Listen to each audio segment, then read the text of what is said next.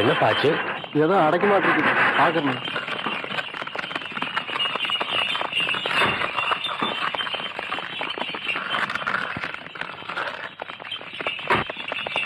தம்பி தம்பி, கொஞ்சம் வண்டியை நிறுத்துங்க. இவ்வளவு பேர் வண்டியை கட்டிட்டு போறீங்களே, இந்த பக்கத்துல ஏதாவது திருவிழாவா? ஐயா, 20 வருஷத்துக்கு முன்னாடி 18 பட்டிக்கும் ஒரு தனி மனுஷருக்கு ஒரு பஞ்சாயத்து இருந்தது. அது தீர்ப்பாகாமலே நின்னு போச்சு. அந்த பழைய வழக்க இன்னைக்கு விசாரிச்சு தீர்ப்பு சொல்ல போறாங்க. அதை தெரிஞ்சுக்கத்தான் 18 பட்டி ஜனங்களும் இன்னைக்கு வண்டி கட்டி போயிட்டு இருக்கோம். ஆமா, அதை தீர்த்து வைக்க போறது யாரு? இது கூட தெரியாதுங்களா? பெரிய கவுண்டரோட மகன் சின்ன கவுண்டரு. டேய், விவரமா சொல்லணும்டா. சின்ன கவுண்டர் பரம்பரை இருக்குங்களே, பால்ல கலந்த சர்க்கரையும் மோர்ல கலந்த உப்பையும் பக்குவமா பிரிக்க தெரிஞ்ச பரம்பரைங்க.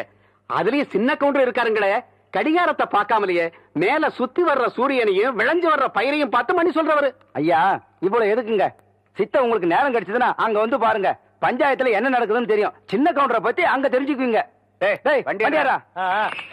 பாப்பாவா மகாலிங்கம், போர்ட்டுக்கு கொடுக்கிற முக்கியத்துவத்தை விட ஒரு தனி மனிதனுடைய பஞ்சாயத்துக்கு இவ்வளவு ஜனங்கள் முக்கியத்துவம் கொடுக்கறாங்கன்னா அதை நாம் பார்த்தாகணும்.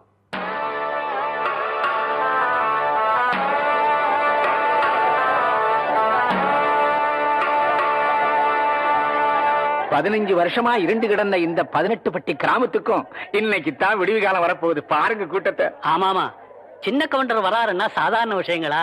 ஐயா, 18 பட்டி கிராமம் கூடி கிடக்குதுன்னா தூடு சொரணை இல்லாம இல்ல, எதையும் நல்லபடி பேசி தீர்த்துக்கலாம்னுதா. ஆமா ஆமா, என்னைக்கு சக்கர கவுண்டர் அப்பாட்டிக்கு மரியாதை கொடுக்கலன்னு கோயில் எடுத்து பூட்டினாரோ அன்னைக்கே வெட்டு குத்துனா ஆயிருக்கும்ல. எவன்டாவ வெட்டு குத்து பத்தி பேசுறவன்? எதிரில நின்னு பேச யோகியதை இல்லாதவங்க எல்லாம் இப்ப எதிர்த்து பேச ஆரம்பிச்சிட்டீங்களா? அதான் மச்சான் அப்பவே சொன்னேன், இவங்க பஞ்சாயத்துல நமக்கு வேணா கோர்ட்டுக்கு போலாம்னு. நம்ம 18 பட்டிக்கும் கோர்ட்டு இந்த ஆலமரத்தடி பஞ்சாயத்து தான்.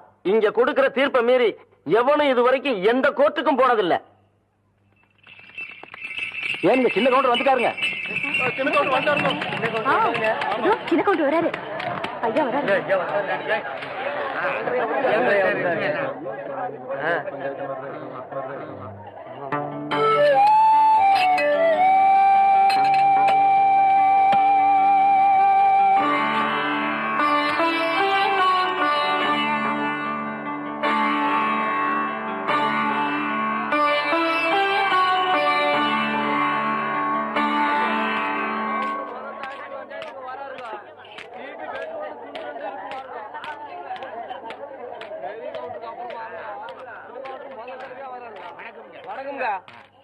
எல்லாருக்கும் வணக்கம்.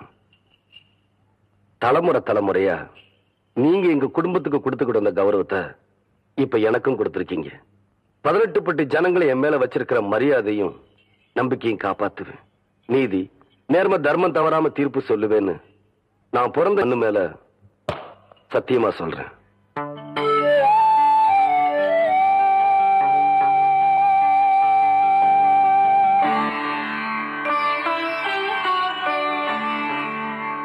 வழக்க ஆரம்பிக்கலாம்.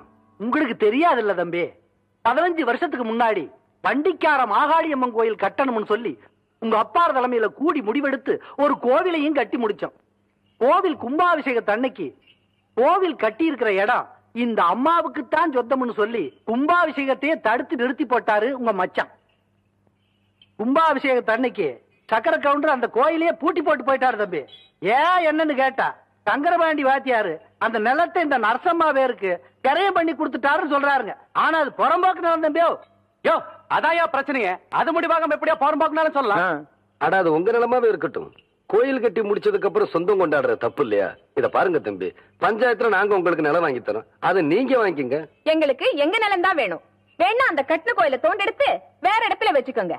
பசு பால் கொடுக்குங்கிறதுக்காக கொம்புல கறந்தா பால் வராது, மடியில தான் கறக்கணும். அதே மாதிரி சாமி எல்லா இடத்துல இருந்தாலும் கும்பிடுறதுக்குன்னு ஒரு இடம் வேணும். அதுக்கு பேரு தான் கோயில்.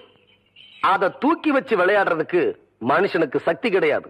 அதுல போய் நாம தகராறும் பண்ணக்கூடாது. யோ, நாங்க ஒண்ணு தகராறு பண்ண வரலையா?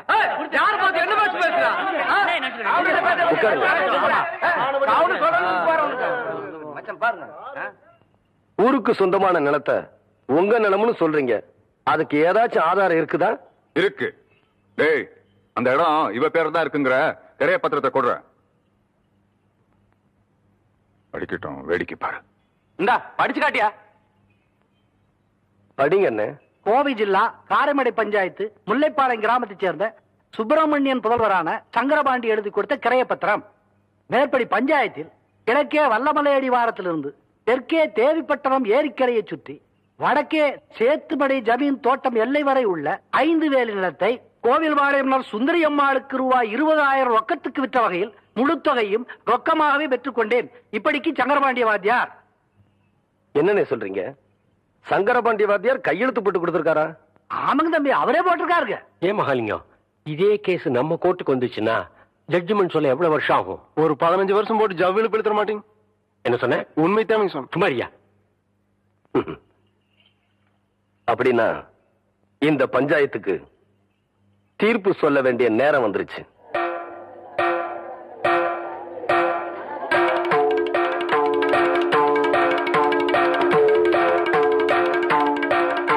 ஆயிரத்தி 1936 வருஷம் சங்கரபாண்டி வாத்தியார் இறந்துட்டாருன்னு உங்க எல்லாருக்கும் தெரியும். 1937 வருஷம் இந்த பத்திரம் கரையம் பண்ணிருக்காங்க. இது முதல் தப்பு. சங்கரபாண்டி வாத்தியார்னா எல்லாரும் பள்ளிக்கூட வாத்தியார்னு தப்பா நினைச்சுக்கிட்டு இருக்கீங்க. ஆனா அவரு எழுத படிக்க தெரியாத சிலம்பம் கத்து கொடுக்கிற குஸ்தி வாத்தியார்னு நிறைய பேருக்கு தெரியறது இல்ல. எங்க அப்பா இறந்து போனப்போ ரிஜிஸ்டர் ஆபீஸ்ல வந்து அவர் கை நாட்டு போட்டாரே தவிர கையெழுத்து போடல. அதனால இந்த பத்திரம் பொய்யான பத்திரங்கிறது உண்மையாயிருச்சு. இது 2வது தப்பு. இந்த நிலம் நம்ம கோயிலுக்கு தான் சொந்தம். இந்த கோயில் நம்ம 18 பட்டிக்கு சொந்தம்னு தீர்ப்பு சொல்லி உங்ககிட்ட இருந்து நான் விடுதலை வாங்கிக்கிறேன். நீங்க நல்லா இருக்கணும் ஐயா. ரொம்ப நல்லா பல வருஷங்கள் நடத்த வேண்டிய இந்த கேஸ இந்த பையன் எப்படிடா 15 நிமிஷத்துல தீர்ப்பு சொல்லிட்டான்? அவரும் உங்களை மாதிரி சம்பளம் வாங்கி வச்சு போட்டு தீர்ப்பு சொல்ல சர்ச்சை இல்லைங்களே. படிக்காதவங்களுக்கு எப்பவுமே வெட்டோன்னு தூண்டுறேன்டுங்க. அப்புறம் பண்ணலாங்க.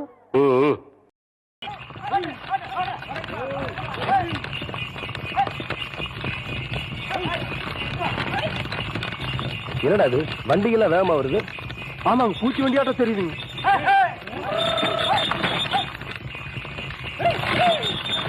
வண்டி வடக்கு திருப்பு. சரி.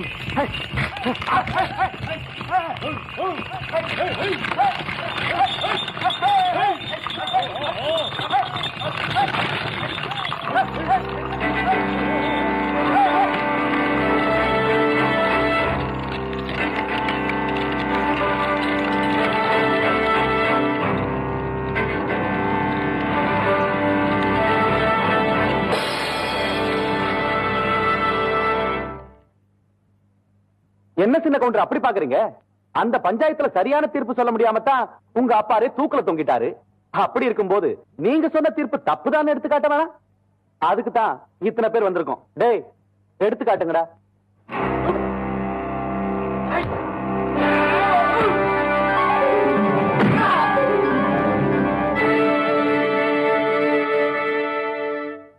ஈசா, இந்த துண்டு மண்ணில் விழுந்தா ஆத்தா மனசு ஒத்துக்காதுல்ல. சரி, பத்திரமா கொண்டு போய் உள்ள வை. இந்த துண்டை இடுப்புல கட்டினா கோயிலுக்கு போறேன்னு அர்த்தம். இந்த துண்டை தோல்ல போட்டேன்னா தீர்ப்பு சொல்ல போறேன்னு அர்த்தம். இந்த துண்டை அப்படி எடுத்து வச்சேன்னா பாட்டையை கிளப்ப போறேன்னு அர்த்தம். டேய்,